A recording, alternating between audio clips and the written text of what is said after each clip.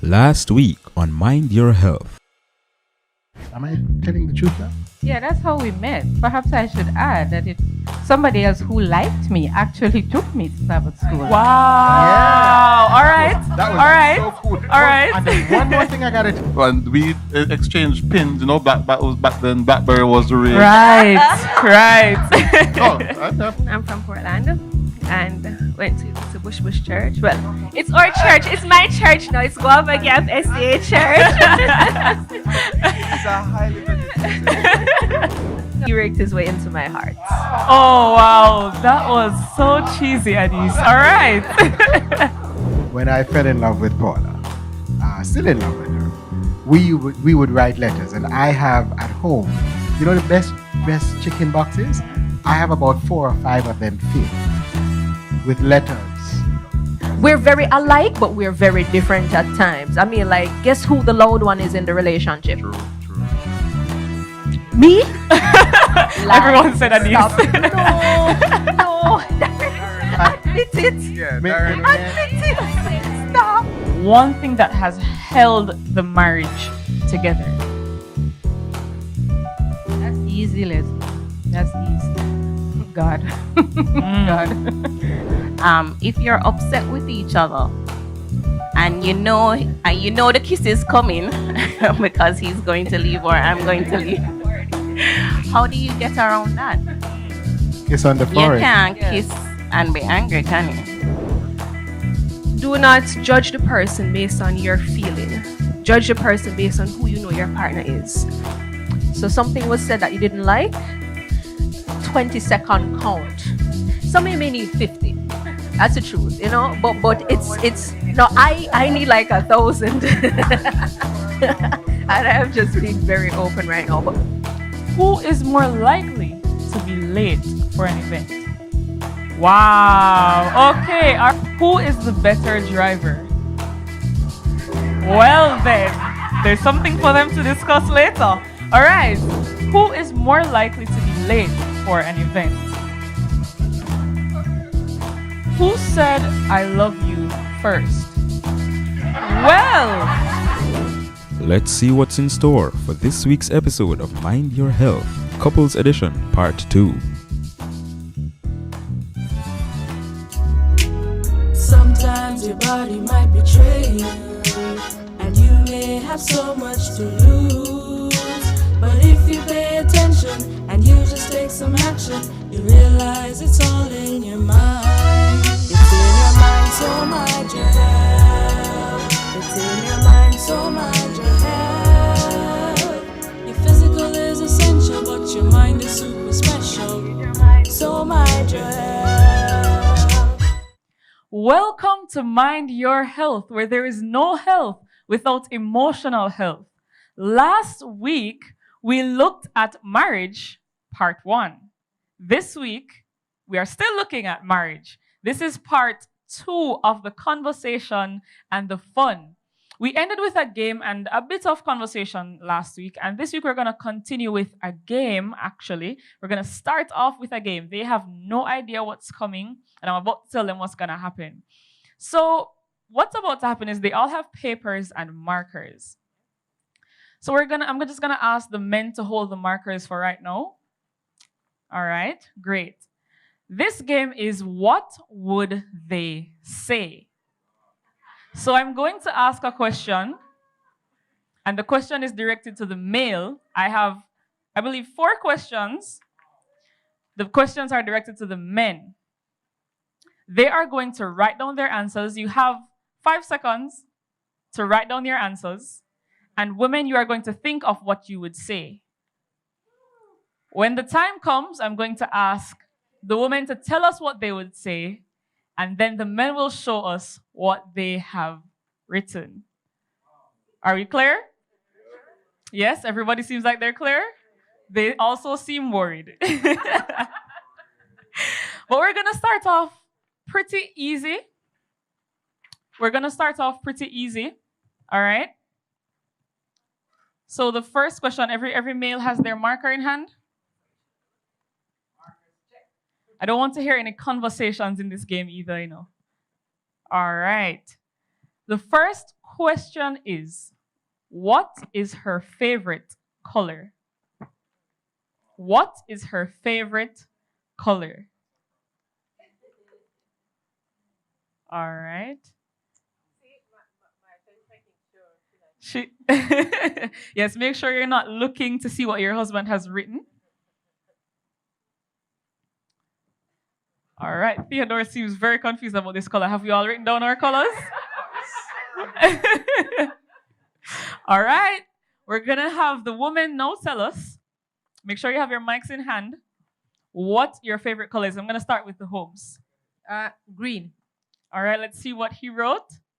He wrote green. Amazing. All right. All right. Great. Great. Let's hear from the Marshalls. What is your favorite color? Blue. He played it safe. He wrote purple / blue. Is purple also your favorite color? I do love purple. Okay. All right. All right. We'll take it. We'll take it. Let's hear from the Henrys. The mic is right. What's your favorite color? Green. Okay. Oh, Jesus. He wrote purple or green. All right.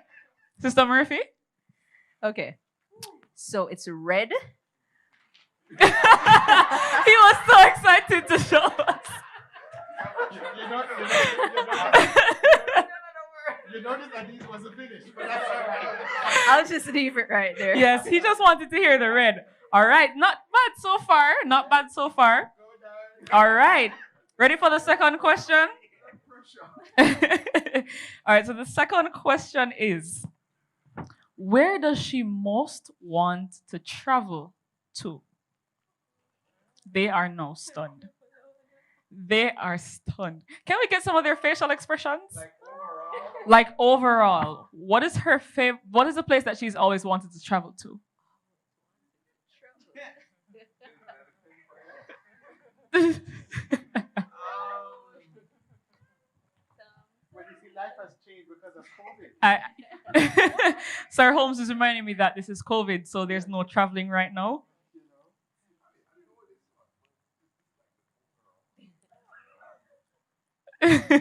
All right, so we look like we have some answers. Okay, let's start with the Murphys this time. Adis, what's one place that you would most want to travel to? I don't necessarily need to go anywhere. I'm fine. That works I will too. stay right at my yard. I really appreciate the excitement from Darren right here. All right, let's skip to the Marshalls. Spain. Spain. He wrote Chile or Abu Dhabi. That sounds like a conversation they had based on what she said. Chile is close to Spain. All right, the Holmes. This is even difficult for me. But I have said several times that if I could travel, I would go to every island in the Caribbean. Sir Holmes. I was on the other side of the world. He wrote Europe. Okay, all right. The Henrys. Okay, so for me, I don't have a specific destination.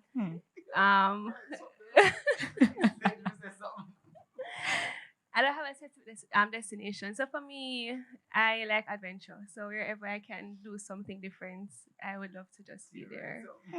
So I know he wrote something. Theodore, is that what is on your paper? I wrote a place and a reason. He wrote Florida for family. Can you work with that? All right. Okay. All right. So on to the third question. The third question is, the third question is, who was her childhood best friend? Who was her childhood best friend? I hear Sister Murphy saying, think about it carefully. You cannot get this one wrong. All right.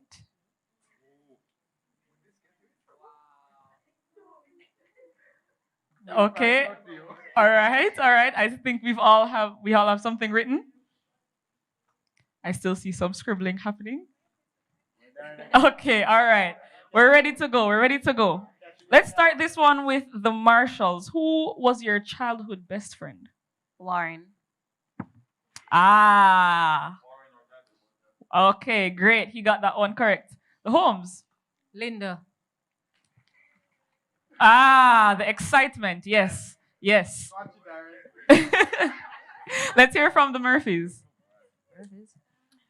All right, so I'm guessing he would. Wow, Darren, I'm worried for you already. I'm guessing he would put Tamrake or Terry. Ah, there we go. Boogie! It's Terry. Okay, all right. Yes.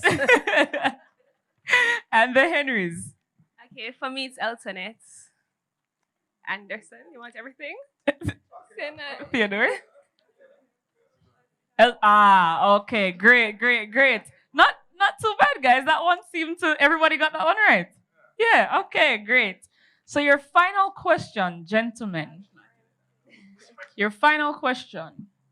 What date is your anniversary? Whoa.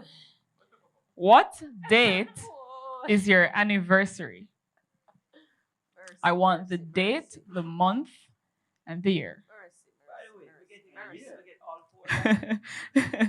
Just Jesus want to know. Christ. If Jesus All right. Everyone is finished. All right, let's start with the Henrys. What date is your anniversary? It looks like he's writing an essay over there. The 8th of November 2015. Theodore. He said, talk to me nice. Murphys? Okay, so I can confidently say that my husband has this one correct, making it 4 in a row. August 3, 2014. You want us to declare the time as well? 12:30. All right, great. Marshalls. March 28, 2016. Okay, awesome. Holmes. February 27, 1994. And okay, wait, we have some. Whoa.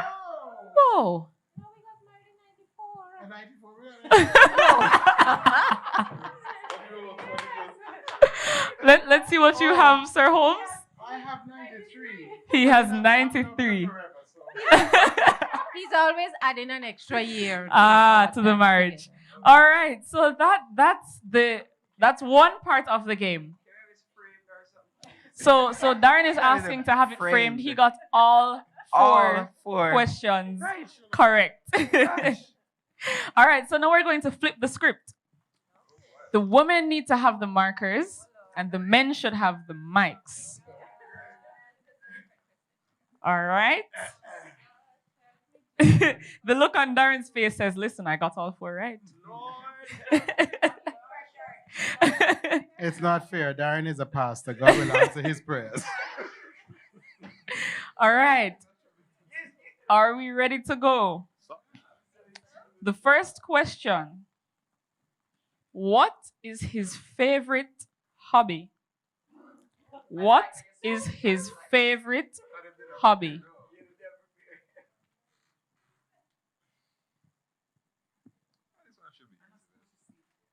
Yes, men, make sure you're not seeing what she's writing.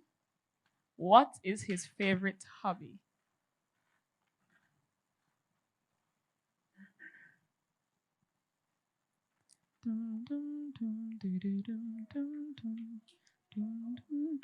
Yeah, I'm seeing a lot of writing happening. I'm not sure. I asked for one favorite hobby. Okay. Yes, they do say that women have a little bit more words than men. All right, so I think we're finished. All right, great. So let's start with the Murphys this time. Let's hear from you, Darren. What is your favorite hobby? Football. Okay, Adis, let's see the answer. Football. All right, great. That's one in. The Henrys. Yeah, this one is hard for me. All right. Currently, my favorite hobby is video games. Video games, all right. And she had playing video games and reading. Okay. All right. All right. The Marshalls. For me, currently, it's playing fantasy basketball. Ah, and she has fantasy basketball. All right. Great. The Holmes. Playing tennis. And she drew it and everything. Oh, lovely. Lovely, lovely. All right. So that's everybody. One. Lovely. All right. So the second question is, what is his favorite meal? What is his favorite meal? There's a question from Sister Murphy. Is it breakfast, lunch, or dinner? Because that can be tricky. All right. Lunch.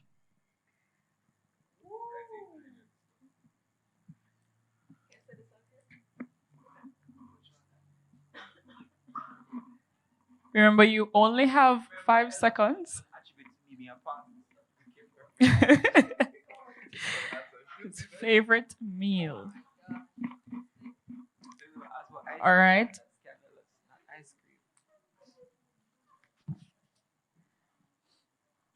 Ready? I see Sister Murphy still trying to figure it out. Even though she asked for the specifics, I don't understand. All right, so let's start over here. Let's start with the Holmes. What is your favorite meal?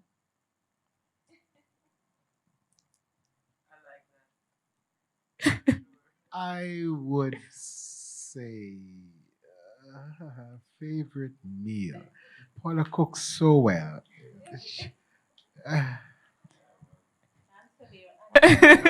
She's urging him to answer. What you wrote there? Okay, I mean, that sounds about what he said. He said she cooks so well, so I assume that meant everything.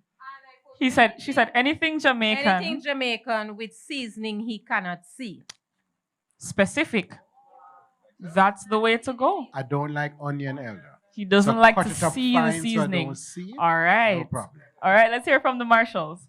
Well, you said lunch. So lunch, when you go out and stuff, usually my default is like fried chicken and curry goat gravy. Ah, wise man. A wise man. She has fried chicken. She knows exactly what he wants. Let's hear from the Henrys. All right. That would be pasta. Pasta. Specifically cheesy. She wrote pasta. Yeah. Chicken Alfredo pasta. That's the one. That's the All one. right. And let's hear from the Murphys. They look so stressed together. I don't understand what's happening. You said this is about mind your health. I'm feeling a lot of pressure. If it's breakfast, it would be ackee and saltfish. But lunch, I think I'd veer towards curry goat. Curry goat. Try again, Elder. Try Okay, again. let's see what was written. Let's see what was written. Try again, Elder. Try again. Let's see. Bam! Ah, she had curry goat. Okay, all right. Guys, it become a mix. All right, looking good so far. All right, the third question is, which holiday, this one could be a bit tricky.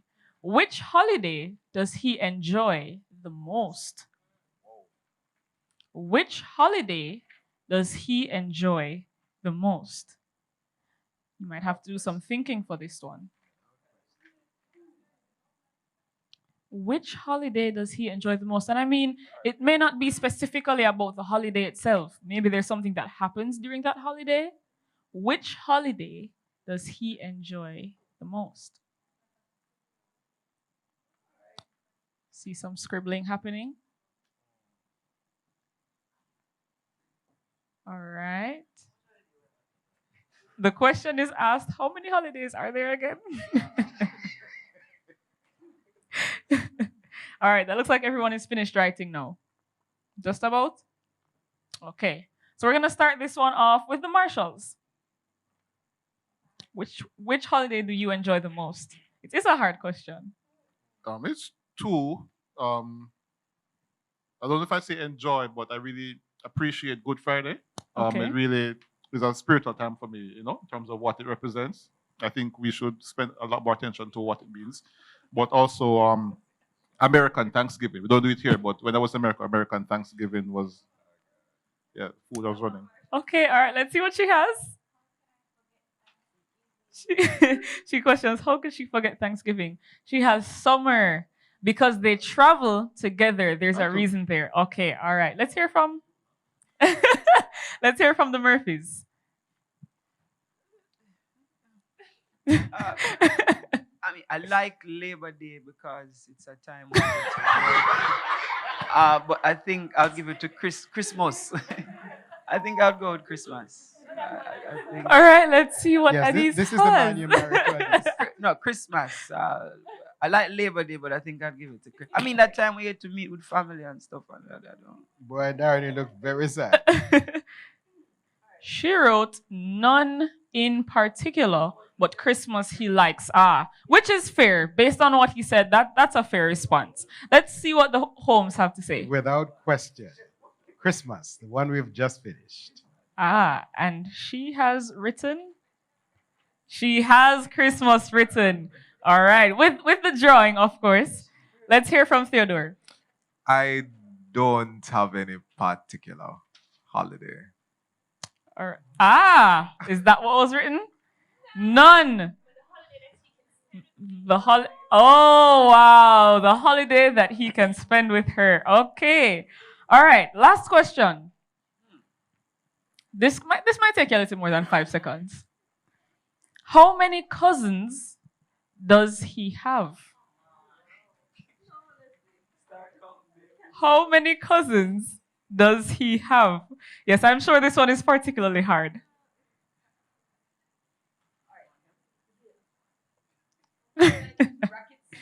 Brackets like a range. You can use a range. 10 to 20, 10 to 15 in fives. You can use a range if you'd like. I think some of us can relate to that, Sir Murphy.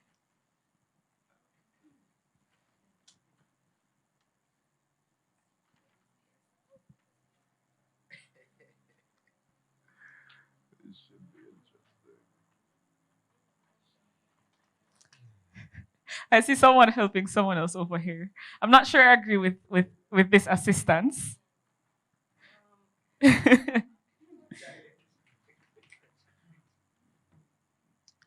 All right. Yes, Sister Murphy, you have another question. All right. So the first range is 10 to 15. What's the second range? 15 to 20. Okay, so it's in fives. It's in fives, right? Okay. If you have a specific number, you can write it, but if you have a range you'd like to work with, you can do the range as well. All right, I'm going to have to ask you to get those markers to pay for. Ready for the answers? The men aren't even sure how many cousins they have. That's the funniest part of this. If you're not sure, you can give a range as well. I can't even range it. This one is tough for them. We're going to work with the question. We're going to work with it. All right, so we're going to start over here. This looks like the more sure side. The Holmes and the Marshalls. No, it's not. It's not. All right, let's see what happens. Tell us. And this would be cousins who are alive, clearly. Okay, cousins who are alive. Mm-hmm. It's easier for me to say I really don't know. She says stick with that. All right, let's see her answer. I have no idea.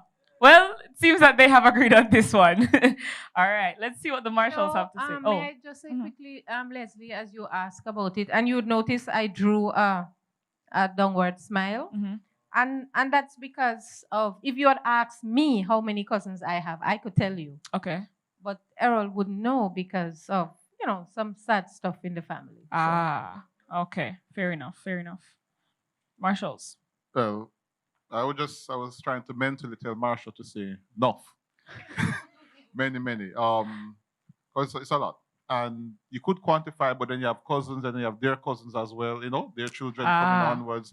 My father's side is huge. My mother's side is huger, but I don't know them as well. Right. So that's enough.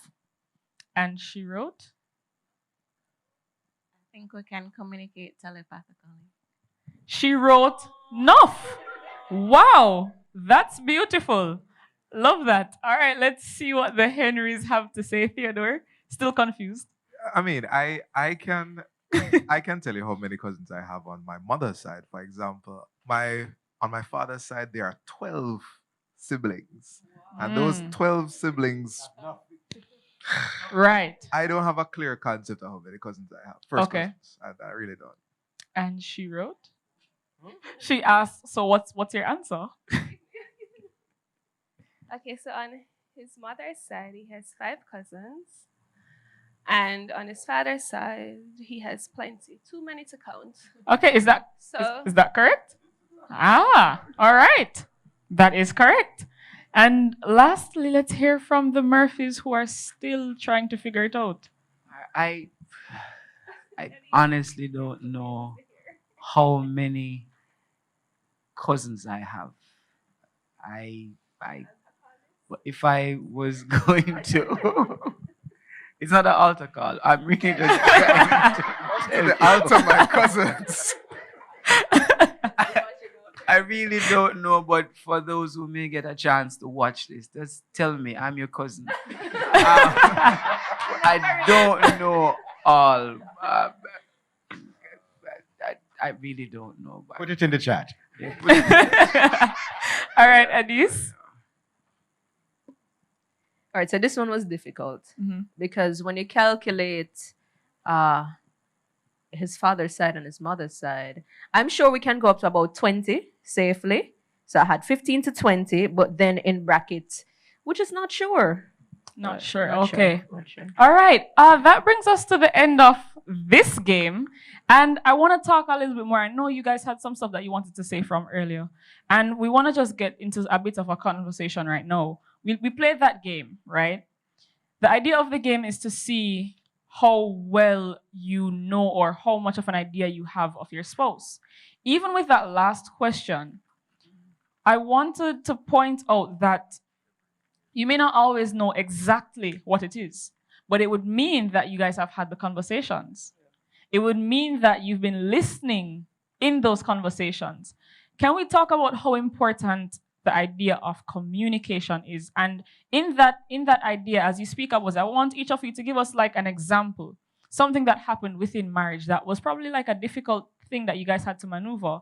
And at the end of it, you realized how important communication was. Well, let me He's ready to speak. Go right ahead. So we're talking about communication, and I think Theo raised the point about understanding. So I enjoy what I do professionally, but I have been tired recently, and so I don't know if Paula said it to me or I said it to her, but Paula said, take a mental health day, which is take a day. Right. Mind your health, take a mental health day. Jeffrey laughing. There's a lot of laughter happening here. It took a while for me to get to the point of taking a day. So remember now, this is my mental health day. This is for my mental health, Right. for me to do something for me. So we agree on the mental health day, and I told Paula I'm taking the day. And so on the day that I'm taking off now for my mental health to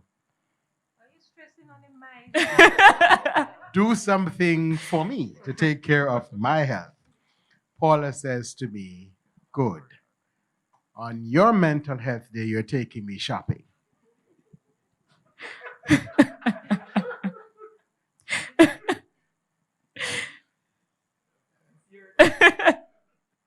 So, communication, understanding. So, on my mental health day, we got dressed and I took her shopping. That wasn't all. We did other things for you. Tell me you didn't have a good day. Had a wonderful day. Best answer. Best answer. And see that right there, that's it. That's that communication that we're talking about. That's it right there. It's true, but communication is crucial. I've learned. I had advised Errol when he lamented his concern. I said, it's your own fault, basically speaking, because you should have clarified from before what was what. And one thing that I've learned is to always not, I wouldn't say question everything, but clarify. And I think Marsha J has seen that. Everything he asks is to ask questions. What exactly do you mean by this? Everything is laid out. So I don't want there to be any ambiguity to the situation. That's at the surface level. At a deeper level, communication, I believe, is the foundation, one of the foundations of a successful marriage. I want to make a special plug for the presentation that Family Life had early last year with Dr. Barry Davidson. If you're listening online now, it's on YouTube. Please go listen to it. It's wonderful. It's excellent. You can't pay to get that kind of information. It's a seminar on communication. But the upshot is that speaking and listening as well, hearing what's being said and understanding is essential for a successful marriage. And it's one thing that every couple really needs to have. Everybody needs to have it, especially a couple. Okay, all right. You wanted to share with us your example, something that happened in the marriage that made you realize how important that communication is. Either one of you. They're thinking about it. We'll come right back to them. Murphys, are you ready for us? Yeah. Go ahead. Communication is so important. And ironically, my field of study is in that particular area. So I came into the marriage with some sort of added training. So I expected that upon arrival into the marriage, we both would have been good because, having an added communication background and my husband articulates well, that we would have been great. But I recognized in the early days that we had just some really simple challenges because of expectations, of expectations that I had that I didn't clearly communicate, and the same on his part. But I also learned that early in marriage, men and women communicate differently. I mean, I grew up in a household with a sister, no brothers. The only male was my father. And he was a pretty good communicator. But now living with a man and having to converse with him, to ensure that you're on the same page, it took some learning for me. So I remember once a friend of ours came over and they were watching football. Astor, good evening, if it is evening for you, or good morning. And they sat in the living room couch. And they were watching football, and Darren said, I say, see that? Asa say, Darren says, yeah. Asa says, yeah, man. And I'm like, what was that? Like, what was that? That was a whole blown conversation. Like, they got it. They got it. And I looked at them in awe because I was trying to figure out what just happened. What like, for me, was that? It takes 20 or more words to ensure that I express myself clearly. But obviously, just understanding too that he is not constructed the same way I am, both the fact that, biologically he's different, and also we're from different backgrounds. So that's one point. Number two, feedback is so important when you communicate, because sometimes as a sender, you may think that you would have communicated clearly, but until you would have heard from him that he understands in a way that you meant it, no. And so we've had some of those instances where I say something and Darren does something completely different. And I'm like, babe, that's not what I say. And he's like, but this is what you say. And I'm like, no, that's not what I say. Why is it we're always having these clashes? Yeah, thanks. Ditto, I agree. I think one of the challenges that I've had, though, is trying to communicate in a way that she understands me. Because I go through different phases, and I use the pastoral thing right now. What I'm called to do has many facets to it. Emotionally can be taxing, physically can be taxing, and sometimes I'll hold on to things and not share. I will more internalize. I don't share or open up a lot. But when I do get to the point of opening up, if it's on the negative side, I may blow up. And then she would say to me, you had this inside all along and decided not to say anything. And I said to her, well, sometimes when we have conversations, I don't like your responses. And she said, what do you mean by that? She said, well, I would say this and you will deduce that. And I said, well, that's why I find it difficult sometimes to say some things to you, because how you process and what you give back, I don't appreciate. And then we had to work through that over a period of time to the point now where I can understand that she thinks a particular way, I think a particular way, she communicates a particular way, and so do I. So we're at the place now where we're able to understand more and appreciate more her communication style and her responses.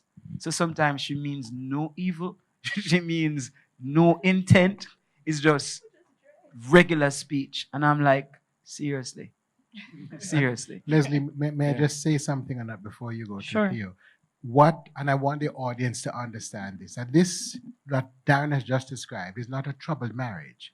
This is a healthy marriage. Right. And what is healthy about this is that there are two normal people who are thinking, who are talking, who are exploring, and who are getting the feedback. Right. Jeffrey talked about understanding. The only way for Darren and Adise to understand each other is to do exactly what they have just talked through, what they've just talked about. And many marriages are in trouble because of this thing called silence. You cannot have a healthy marriage if you don't speak, if you don't share. And I'm going to point out, shouting and screaming and loud voices is never a healthy way to talk. But I think silence is worst.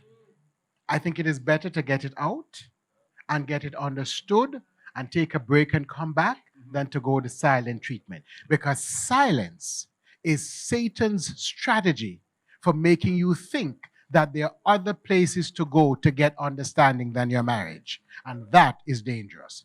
So that is a healthy marriage that you've just heard described. Correct. Let's hear from the Henrys. Okay, so I mean, communication, we always hear about, hey, ensure that this is a part of your marriage. And it's surprising that all of us mentioned that this was the first thing that caught everybody's attention, the conversations. It was fun. And for me, I heard the same thing, ensure that you know that this thing will come with a lot of challenges. But I could not imagine communication being one of them. Like, we chat enough. Theo is a media personality. I am a social person. I speak a lot. I interact with people a lot. But then you realize after you say I do and you start living together now, like, what happened? Is it like, am I speaking a different language? Can't you understand what I'm saying? And I can relate to Darren and Adise's example, because those were two of the things that we also had to deal with. But just to add a bit more, another part that we had to deal with a lot was understanding the way each other communicates. Now, I am a, how should I say it? I'm a person who comes home, or when Theo comes for me, I relate to him my day. For me, that's me having you being a part of what's happened. So, how are you doing, honey? How was your day? I tell him how was mine. I expect feedback when I ask that question, but Theo look at me like, you mean how my day? Like, he's confused. How do I answer that question? And I'm like, how can you not answer that question? It's a simple question. How was your day? Anything special happened? And as simple as it sounds, we would be there arguing about this thing. And for me, I enjoy telling him what my day was like. This is what happened. I think it's, for me, in my mind, this meant us knowing and understanding the parts of each other that we weren't physically there to see. But Theo, on the other hand, he wants to talk about big philosophical stuff. And for me, it's good enough because I do this, but it's not my everyday. So you pick me up and you start talking about, I wonder what it's like on Mars. Like, babes, why are we talking about Mars? No, Theo. Kind of cheesy, though.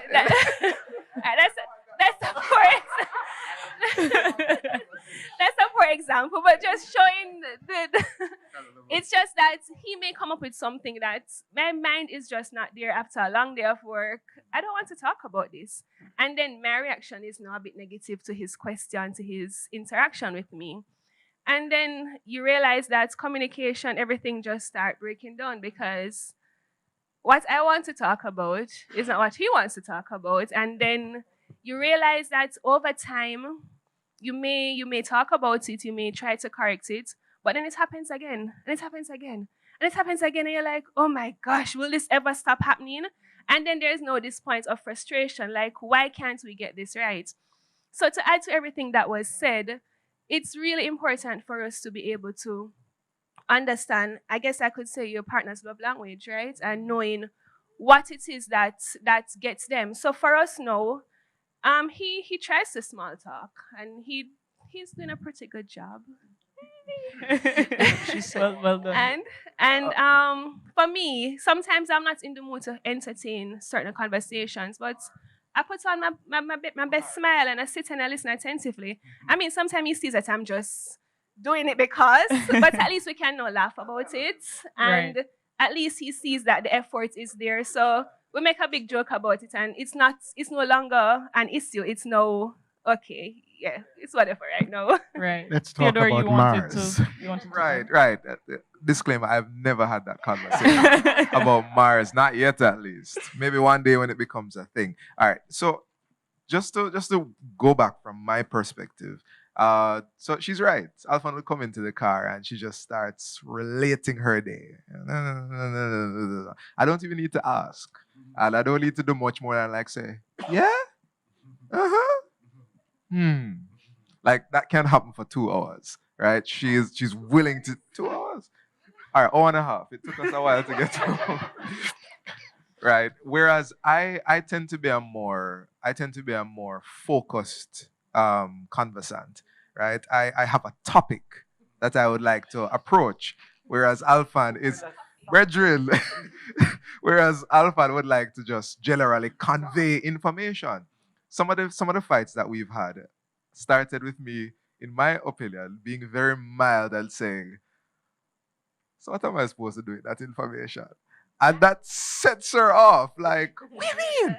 Right, I thought I was being mild, but I can understand how it might seem insulting. She brought up a point about love languages. You see, the thing that we learned about love is that many people come into marriages with a concept of what love looks like. I realized, and she has realized, that she cannot love me how she wants to love me and make me happy. She has to love me how I want to be loved, because that's what I appreciate. And I have to love her how she wants to be loved. And so I reached a point where rather than when she jumps into the car and I tense up and I bear an hour and a half of small talk, which I don't want to do, I engage it. And I realize that it's not so bad after all. And she realizes that I don't want to talk about Mars, but I want to talk to you. And so she engages the conversation about Mars, loving me how I want to be loved. So you've had that conversation? And I love her how she wants to be loved. And honestly, I think that was one of, when you're playing a video game like Mario and here, and you level up, that was a level up for us when we decided to do it how each other wanted it. Wow, lovely. At this time, we're about to wrap up, but right before I wrap up, we just want to take an item of music.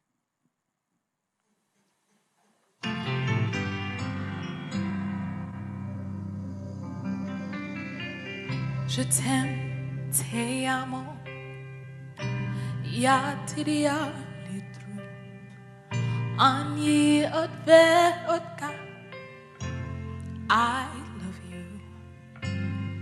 When the sounds are different as the lands from which they came, and though our words are all unique, our hearts are still the same. Love in any language, straight from the heart, pulls us all together, never apart. And once we learn to speak it, all the world will hear. Love in any language, fluently spoken here. We teach the young our differences, and yet look how we're the same. We love to laugh and we dream our dreams. We know the sting of pain. From Leningrad to Lexington, the farmer loves his land, and daddies all get misty-eyed to give their daughters hand. Oh, maybe when we realize just how much there is to share, we'll find too much in common to pretend it isn't there. Love in any language, straight from the heart, pulls us all together, never apart. Once we learn to speak it, all the world will hear. Love in any language, fluently spoken here. Though the rhetoric of government may keep us worlds apart, there's no misinterpreting the language of the heart.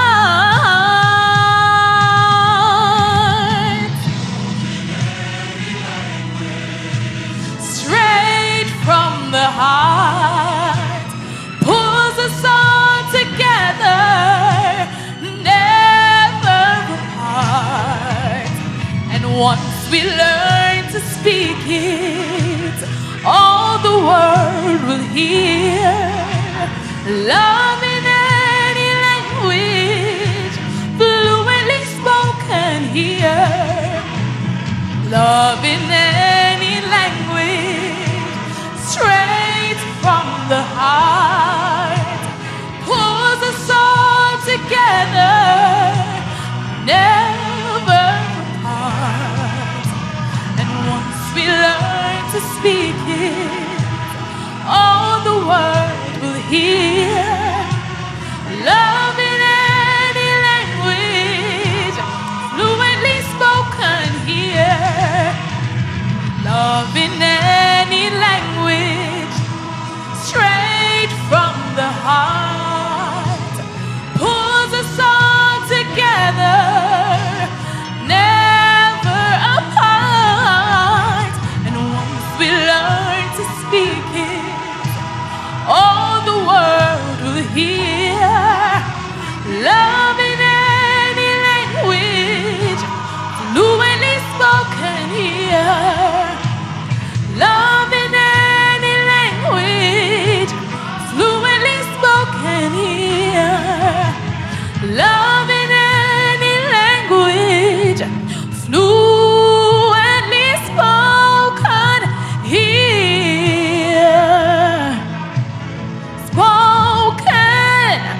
Spoken here.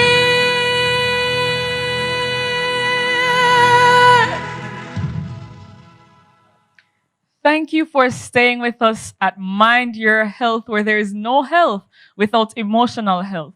We've been having the conversation about marriage, facets of marriage, things that are integral to ensure that the marriage is long-lasting. We're here with 4 married couples, the Murphys, the Henrys, the Marshalls, and the Holmes.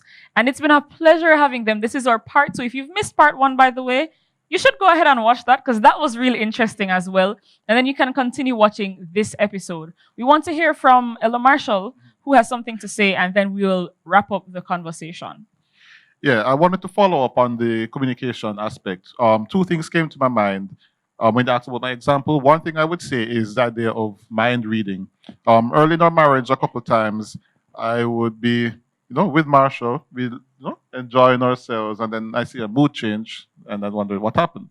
And then later on, because I've become a Marshall whisperer, so to speak, right? And it came to me and be asking, what's wrong after the fact, saying, what happened? And he said, no, I wanted you to do this and that. I said, so why didn't you tell me? You should have known. I said, how should I have known? To read my mind, I said, Mar, there are many things I'm learning with you. I'm picking up on a lot of things from you, but mind reading is not one of them as yet. And from that, I said, whatever need you have to, say it, express it. I've become better at getting hints. Yes, I will say that men should not be so oblivious to hints that you can't read it, but you can't rely on hints alone. And the other thing I wanted to talk about when Adis mentioned it in terms of what is said, for me, it's not necessarily what's said, but how it's said. And how it is said is something that really impacts me more. If I've done something to you that offends you, right? And it's bothering you and you tell me, the truth is not going to offend me if you're telling me that something is hurting you. But if you say it to me in a way that makes me feel insignificant, makes me feel small, makes me feel resentful, the way you say it puts me in a certain thing, that's going to be a huge problem. So much more than what you say, I think that how you say something is much, much more important in a marriage than what exactly it is you're saying. As long as you're speaking the truth in love, you're gone clear. All right. Sister Marshall wanted to respond. Quick follow on what Jeffrey just said. Everything he said is very true. And it helps me to segue into the point that whereas communication should be open and honest in a marriage, this brings me to the point where you have to be mindful of what you say, how you say it. For example, I remember a time when Jeffrey asked me my opinion on something. I don't remember what it was now. And I decided not to share, not because I wasn't being open and honest, but just because I told him that there are certain thoughts that don't deserve oxygen. There are certain things that you have to decide. You have to strike the balance between being open and honest and what you think is non-productive to the marriage, non-productive to the conversation at the time. Yeah, but what may be serious for you may not be serious for him, and he would require feedback. But I'm not going to go on that one. Sometimes I've recognized that no matter how you say something, it will still leave an impression, sometimes negative. So I'm not leaning toward the side of saying, can choose your words, yes, but sometimes no matter how you choose your words, the person will leave feeling bruised or hurt. And I often ask the question, how do you deal with that? And we're still at that place. How do we deal with that? Well, I would say how a person receives something is up to them, Some persons are not yet ready or able to accept the truth about themselves a lot of times, I think. For me, I would say that if you're going to get married, before you get married, take the time as a single person to really know yourself, the baggage that you're coming in, and your trigger points, etc., so that when you come, you're able to understand more of when you're going to actually be in a relationship with somebody else. And so the truth is, you can't be in a marriage and have something that's bothering you and you're just soaking it up all the time. You have to be able to tell the truth at some point, because if you don't, it's going to come out one way or another, and you want it to come out the most positive way that it will. Right. So if your spouse is unwilling to accept honest truths about themselves, right, then you're going to have to find a way to help the spouse say, why is it that you're unable to accept an honest truth when presented in love? Because love doesn't hide anything. Love admits all and covers all and it heals all, But if you are unwilling, if you're willing to deny reality and to just live in a fantasy world or say pretend that everything is okay, then that's a deeper underlying issue. So I would encourage persons to say, if you're saying that I can't talk to my spouse about something, then that's something that itself needs to be spoken about. You should be able to honestly speak about whatever issue is there and deal with it in a productive way. We'll have our last point from Jeffrey Elder Holmes. spoke about speaking the truth in love. And I was going to go to Darren as a pastor to ask Darren, what does that look like? And as I thought of that, Proverbs 25:11 came to mind. And it says, a word fitly spoken is like apples of gold in pictures of silver. I'm trying to wrap my mind around this image, but the impression that I'm getting is that your truth must be spoken in love. At the appropriate time. What does that mean? At the appropriate time, with the right expressions, with the right motive. Listen, we're human beings. Right. We're not going to always get it right. And there are some things that must be said if a marriage is to work. Because one of the purposes of marriage is to hold each other accountable before a just and holy God. But it doesn't mean that we must be beastly and insensitive and harsh, which we are. God help us, because Lord, Errol Holmes has zero patience. But she has stayed with me for 33 years now, and we've been married for 27, and we're still growing. What am I saying? Communication is critical. And perhaps the only thing I would say, Darren, you're the pastor, so you have the last word, is this. If we pray before we speak, help me, Jesus. If we pray before we speak. I just... it seems that they're all burning to say something. But I'm done. I'm done. Go, Theo, because Darren has the last word. The thing is, what I find listening to the points here is that there's a heavy element of context in marriage. There are some times when this works, when that doesn't work. I have found it very difficult to have a marriage with inflexible rules. There are times when something I say annoys her, and I will say the same thing another time, and it does not annoy her. So context come in, and I agree with what I'm hearing. Season your speech with grace. Aim to speak the truth. Also, I also completely agree, because I live this, that I won't get it right all the time. Yeah. So as our sort of final thing to this, we have learned how important it is to be willing to go through it all. And I'm going to put it this way: learn how to fight good and learn how to disagree good. Because if you think that you will not disagree, you are heading onto rocks. The disagreements must come, as much as we try to be good. So I've come up on many situations in our marriage when I'm upset with her and she's upset with me, and it feels like the end of days. You know what gets me through those days? My willingness to go through. I realize that tomorrow I'm going to wake up and she's still going to be my wife. So we're going to fight with all our heart right now. Yes. We're going to try to fight clean. Yes. We're not going to get it right sometimes. Yes. Because when your head top or hurt you, you don't always have the time. And I'm better at this, for example, than Alphan. Alphan will say what she's thinking. Yeah. Me, I will probably process a little bit, right? But I realize that tomorrow we are still married. I would say these are your final thoughts, Sir Murphy. I would say this. Oh God, we can't get some more time. Episode 3. Some people are at home. I know they're asking, what they're saying, is it real? Because I know people are going through some serious marital problems, and they're wondering, is this really true what they're saying? We have a program on the radio. Sure, persons always ask, what Darren Adisa top, what them know about? And there are times that we have a conflict because what we're saying is not what we're doing. And it's hard. But what I've relied on is the fact that we ought to focus. We ought to appreciate the gospel.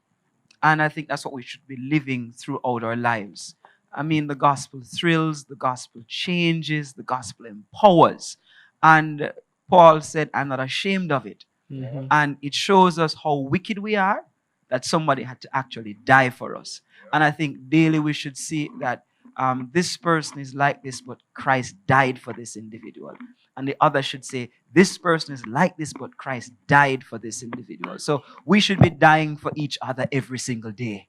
And as we do that, I think it really connects us and brings us to the higher source together at the foot of the cross. Let everybody in the chat, everybody who's watching EJC, Mind Your Health program this evening realized you saw it first, please shine the camera, focus the camera on that.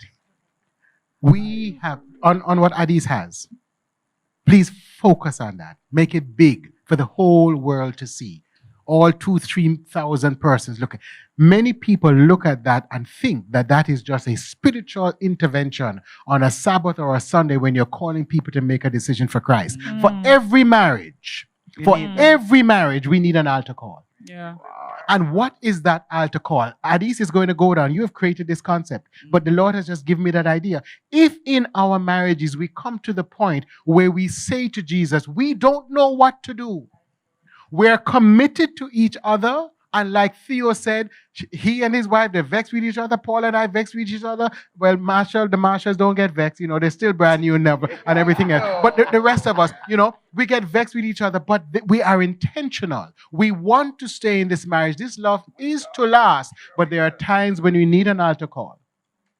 There are times when we need to come to Jesus and say, Lord, I surrender. I'm surrendering to you. I'm surrendering to my spouse. I'm surrendering to me. I need some changes. Perhaps you're bringing this circumstance just to give me an opportunity to relook at myself, because you sent Paula into my life to give me a clarion call that, Errol, you need to change. An altar call. Every marriage needs an altar call.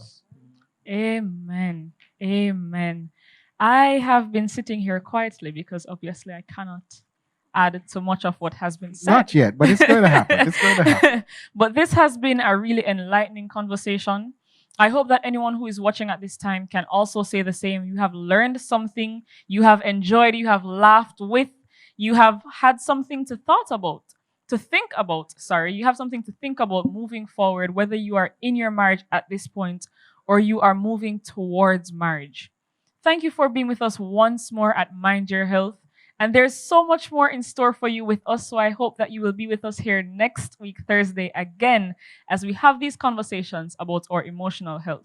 Remember to like, share, and subscribe. See you next time. Mind Your Health. Sometimes your body might betray you, and you may have so much to lose. But if you pay attention and you just take some action, you realize it's all in your mind. It's in your mind, so mind your health. It's in your mind, so mind your health. Your physical is essential, but your mind is super special. So mind your health.